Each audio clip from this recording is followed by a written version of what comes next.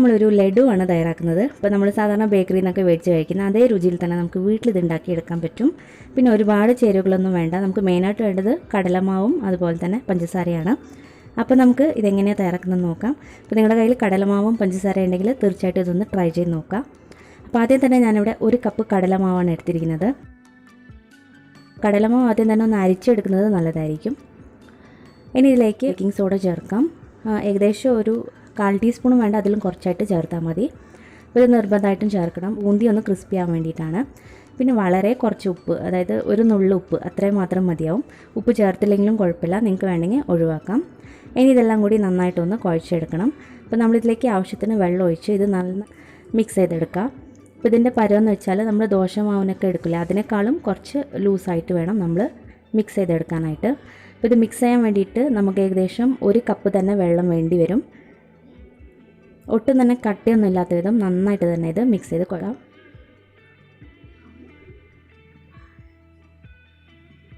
അപ്പോൾ നമ്മളിത് നന്നായിട്ട് തന്നെ മിക്സ് ചെയ്തെടുത്തിട്ടുണ്ട്.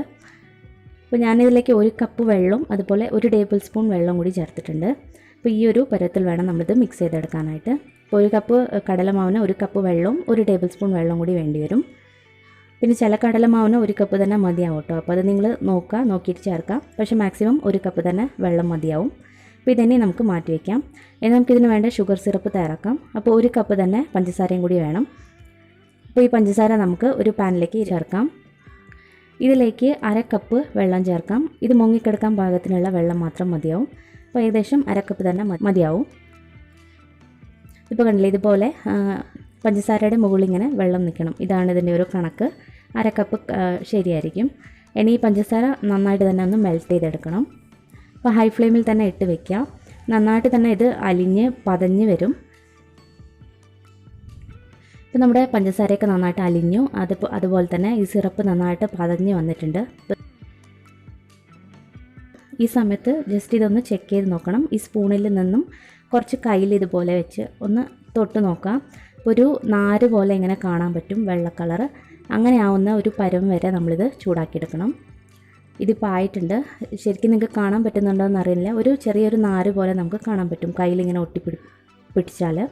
നമ്മുടെ സിറപ്പും റെഡിയാണ്. അപ്പോൾ ഇതിനെ നമുക്ക് മാറ്റി വയ്ക്കാം. ഇനി നമുക്ക് ബൂന്തി തയ്യാറാക്കാം. അപ്പോൾ അതിന് വേണ്ടിയിട്ട് എണ്ണ ഇവിടെ ചൂടാക്കാൻ വെച്ചിട്ടുണ്ട്.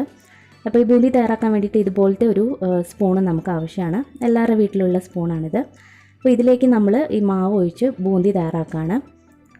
അപ്പോൾ നമ്മുടെ മാവ് നന്നായിട്ടൊന്ന് മിക്സ് ചെയ്യുക. അതിന് ശേഷം വലിയൊരു സ്പൂൺ മാവ് ഇതിൽ കൂടെ ഇങ്ങനെ ചുറ്റിച്ച് കൊടുക്കണം. എല്ലാ സൈഡും ഇതുപോലെ ചുറ്റിച്ചെടുക്കണം. എന്നാലേ ബൂന്തി സെപ്പറേറ്റ് ആയിട്ട് കിട്ടുള്ളൂ, അല്ലെങ്കിൽ പിന്നെ ഒട്ടിപ്പിടിച്ചിരിക്കും. എല്ലാ ഭാഗത്തും ഇങ്ങനെ ചുറ്റിച്ചെടുക്കുക. പിന്നെ ഇത് ഒരുപാട് സമയത്ത് ഫ്രൈ ചെയ്യേണ്ട ആവശ്യമില്ല. മാക്സിമം 20 മുതൽ 30 സെക്കൻഡ് ഫ്രൈ ചെയ്തെടുത്താൽ മതി. ഒരുപാട് മുരിഞ്ഞൊന്നും കിട്ടണ്ട, നന്നായിട്ടൊന്ന് ഫ്രൈ ചെയ്തെടുത്താൽ മതി. ആയിട്ടുണ്ട്. നമുക്ക് എണ്ണയിൽ നിന്നും കോരി മാറ്റാം. ഇത് ഉടനെ തന്നെ നമ്മൾ തയ്യാറാക്കി വെച്ചിരിക്കുന്ന സിറപ്പിലേക്ക് ഇടണം. അപ്പോൾ ഇതുപോലെ നമ്മൾ തയ്യാറാക്കുന്ന ബൂന്തി ഓരോ സെറ്റായിട്ട് ഉണ്ടാക്കുന്നോറും ആ ചൂട് സിറപ്പിലേക്ക് തന്നെ ഇട്ട് കൊടുക്കണം. അപ്പോൾ എല്ലാ ബൂന്തിയും ഇതേ രീതിയിൽ തന്നെ നമുക്ക് വറുത്തെടുക്കാം. കൂടുതൽ സമയമായിട്ട് ഫ്രൈ ചെയ്യരുത്. മാക്സിമം 20 മുതൽ 30 സെക്കൻഡ് മാത്രം മതിയാവും. അപ്പോൾ നമ്മൾ ഈ വറുത്തെടുക്കുന്ന ഓരോ ബാച്ചും ഉടനെ തന്നെ നമ്മുടെ ചൂട് സിറപ്പിലേക്ക് തന്നെ ഇട്ട് കൊടുത്തുകൊണ്ടിരിക്കുക. അപ്പോൾ നമ്മൾ സിറപ്പിലേക്ക് ഇത് ഇട്ട് വയ്ക്കുമ്പോൾ കുറച്ച് നേരം കഴിയുമ്പോൾ ഒന്ന് കട്ടിയാവും. അങ്ങനെ ഒരുപാടങ്ങ് കട്ടിയാണെങ്കിൽ ജസ്റ്റ് ഒന്ന് സിറപ്പ് ചൂടാക്കി എടുത്താൽ മതി. അപ്പോൾ അത് വീണ്ടും ഒന്ന് ലൂസായിക്കോളും. ഇതിപ്പോൾ ഞാൻ ഫ്രൈ ചെയ്യുന്നോറും ബൂന്തി ഇങ്ങനെ ഇട്ട് കൊടുത്തുകൊണ്ടിരിക്കുകയാണ്. ഇപ്പോൾ കുറച്ചൊന്ന് കട്ടിയായ പോലെ ഉണ്ട്. ഞാൻ വീണ്ടും ജസ്റ്റ് ഒന്ന് ചൂടാക്കി എടുത്തിട്ടുണ്ട്. അപ്പോൾ ഇങ്ങനെ കട്ടിയാവുകയാണെങ്കിൽ ഒന്ന് ചൂടാക്കിയെടുക്കാം. അപ്പോൾ നമ്മുടെ ബൂന്തിയൊക്കെ നമ്മൾ സിറപ്പിലേക്ക് ഇട്ട് വെച്ചിരുന്നു. നന്നായിട്ട് തന്നെ ബൂന്തിയൊക്കെ നന്നായിട്ട് അബ്സോർവ് ആയിട്ടുണ്ട്. ഇനി നമുക്കിതിലേക്ക് ഏലക്കപ്പൊടിയാണ് ചേർക്കുന്നത്. 1/2 ടീസ്പൂൺ ഏലക്കപ്പൊടി കൂടി ചേർത്തിട്ടുണ്ട്. ഏലക്കപ്പൊടിയും കൂടി ചേർത്ത് നന്നായിട്ടൊന്ന് മിക്സ് ചെയ്തെടുക്കാം. അപ്പോൾ എല്ലാ ബൂന്തിയും നമ്മളിതിലേക്ക് വറുത്ത് ചേർത്തിരുന്നു. ബൂന്തിയൊക്കെ നന്നായിട്ടൊന്ന് സോഫ്റ്റായി തുടങ്ങി. പക്ഷേ ഒട്ടും തന്നെ പൊട്ടിപ്പോയില്ല കേട്ടോ. അപ്പോൾ അത് പേടിക്കേണ്ട ആവശ്യമില്ല. ഇങ്ങനെ തന്നെ വെക്കാം. നമുക്ക് ഇതൊന്ന് ചൂടാറുന്നവരെ നമുക്കിങ്ങനെ തന്നെ വെക്കാം.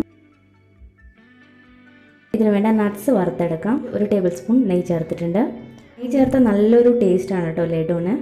അപ്പോൾ ഇനി നമുക്കിതിലേക്ക് കുറച്ച് കാഷ്നട്ട് ചേർക്കാം. കാഷ്നട്ട് ഒരുപാട് ഫ്രൈ ചെയ്യേണ്ട, കുറച്ചൊന്ന് മൂത്ത് കിട്ടിയാൽ മതി. ഞാനിപ്പോൾ കറുത്ത മുന്തിരിയാണ് ഉപയോഗിച്ചിരിക്കുന്നത്. ഇപ്പോൾ സാധാരണയായിട്ട് ലഡുവിലൊക്കെ നമുക്ക് കാണാമല്ലോ കറുത്ത മുന്തിരിയൊക്കെ. അപ്പോൾ ഇതുണ്ടെങ്കിൽ ചേർത്താൽ മതി, അല്ലെങ്കിൽ കുഴപ്പമില്ല. അപ്പോൾ നമ്മൾ നട്ട്സൊക്കെ നന്നായിട്ട് വറുത്തെടുത്തു. ഇതിപ്പോൾ അത്യാവശ്യം ഒന്ന് തണുത്തിട്ടുണ്ട്, ഒരുപാട് ചൂടൊന്നുമില്ല. അപ്പോൾ ഇതിൽ നിന്നും കുറച്ച് നമുക്ക് എടുത്തൊന്ന് പൊടിച്ചെടുക്കാം. ഇതിപ്പോൾ തന്നെ നല്ല സോഫ്റ്റായിട്ടാണുള്ളത്, എന്നാലും ഒന്ന് പൊടിച്ച് ചേർത്താൽ നല്ലതാണ്. അപ്പോൾ ഇങ്ങനെ മിക്സി വെച്ച് പൊടിക്കാം, അതല്ലെങ്കിൽ ഒരു സ്പൂൺ വെച്ച് നന്നായിട്ട് പൊടിച്ചെടുത്താലും മതി. അപ്പോൾ ഞാനിത് മിക്സിയിലിട്ടിട്ടാണ് പൊടിച്ചെടുക്കുന്നത്. അപ്പോൾ ഇത് പൊടിച്ചെടുത്തു. അപ്പോൾ ഇതും കൂടി നമുക്ക് ചേർത്ത് കൊടുക്കാം. ഇനി ഈ നട്ട്സും കൂടി നമുക്ക് ചേർക്കാം. ഇതുപോലെ നമ്മൾ കുറച്ച് ബൂന്തി പൊടിച്ച് ചേർത്താൽ നന്നായിട്ട് നമുക്ക് ഷേപ്പ് ചെയ്ത് കിട്ടും, അതിന് വേണ്ടിയിട്ടാണ്. ഇനി ഇതെല്ലാം കൂടി നന്നായിട്ട് തന്നെ ഇളക്കി യോജിപ്പിച്ചെടുക്കാം.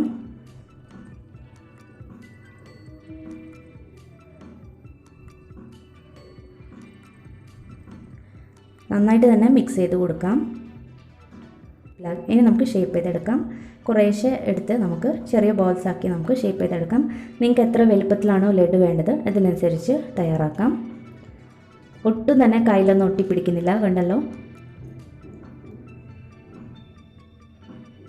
ഇപ്പോൾ ചൂടൊന്നുമില്ല, നല്ലതുപോലെ തണുത്തിട്ടാണുള്ളത്. ഇതുപോലെ ഓരോ ലഡും നമുക്ക് ഷേപ്പ് ചെയ്തെടുക്കാം.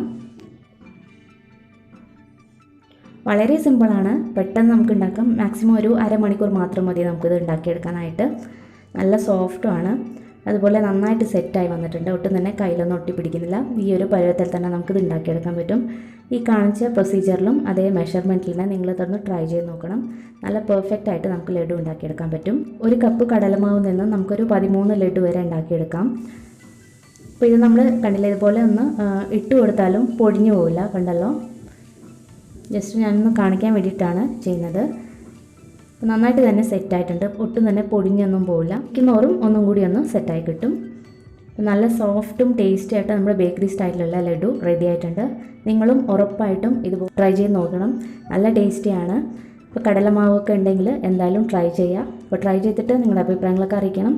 അതുപോലെ നിങ്ങൾ ഈ വീഡിയോ ആദ്യമായിട്ടാണ് കാണുന്നതെങ്കിൽ ചാനൽ ഇഷ്ടപ്പെടുകയാണെങ്കിൽ സബ്സ്ക്രൈബ് ചെയ്യാനും മറക്കരുത്. താങ്ക്